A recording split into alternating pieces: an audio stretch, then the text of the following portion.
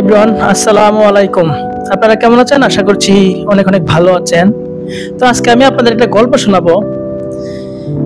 কচ্ছপ আর খরগোশের গল্পটা আমরা কম বেশি সবাই জানি, কিন্তু মজার বিষয় হলো আমরা গল্পের শুধু প্রথম অংশটাই পড়েছি বা জানি।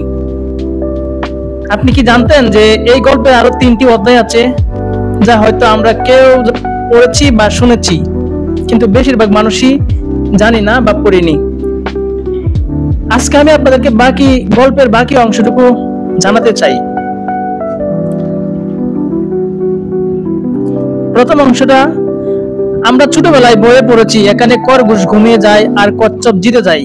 প্রথমবার হেরে যাওয়ার পর খরগোশ বিশ্লেষণ করে দেখলো তার পরাজয়ের মূল কারণ অতিরিক্ত আত্মবিশ্বাস। তার মানে অতি আত্মবিশ্বাস যে কারো জন্যই ক্ষতিকর। আর কচ্ছপ বুঝলো লেগে থাকলে সাফল্য আসবেই।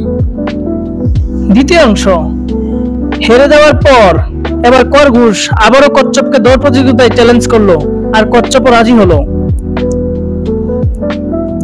এবার খরগোশ না ঘুমিয়ে দৌড় শেষ করলো এবং জয়ী হলো।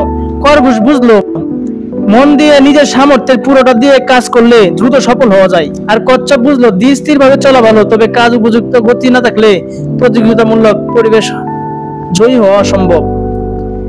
এবার গল্পের আমরা তৃতীয় অংশটা শুনবো। কচ্ছপ এবার খরগোশকে আরেকবার দৌড় প্রতিযোগিতায় আমন্ত্রণ জানালো। খরগোশও নির্দ্বিধায় রাজি হয়ে গেল।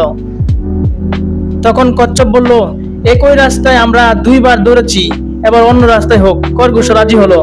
অতএব নতুন রাস্তায় দৌড় প্রতিযোগিতা শুরু করলো। যথারীতি খরগোশ জোরে দৌড় শুরু করে দিল। কচ্ছপও তার পিছনে পিছনে আসতে শুরু করলো। কচ্ছপ যখন খরগোশের কাছে পৌঁছালো, দেখলো খরগোশ দাঁড়িয়ে আছে, কিন্তু দৌড়ের শেষ সীমানায় যেতে পারেনি, কারণ দৌড়ের শেষ সীমানার আগে একটি খাল আছে। কচ্ছপ খরগোশের দিকে তাকিয়ে একবার তাকালো, তারপর তার সামনে দিয়ে পানিতে নেমে গেল। খাল পার হয়ে দৌড়ের শেষ সীমানায় প্রতিযোগিতা জিতে গেল। খরগোশ বুঝলো শুধু নিজের শক্তির উপর নির্ভর করলে হবে না, পরিস্থিতি আর বাস্তবতা অনুধাবন করা ভীষণ প্রয়োজনীয়। আর কচ্ছপ বুঝলো প্রথমে প্রতিযোগিতার দুর্বলতা খুঁজে বের করতে হবে এবং তারপর সে অনুযায়ী পরিকল্পনা করতে হবে।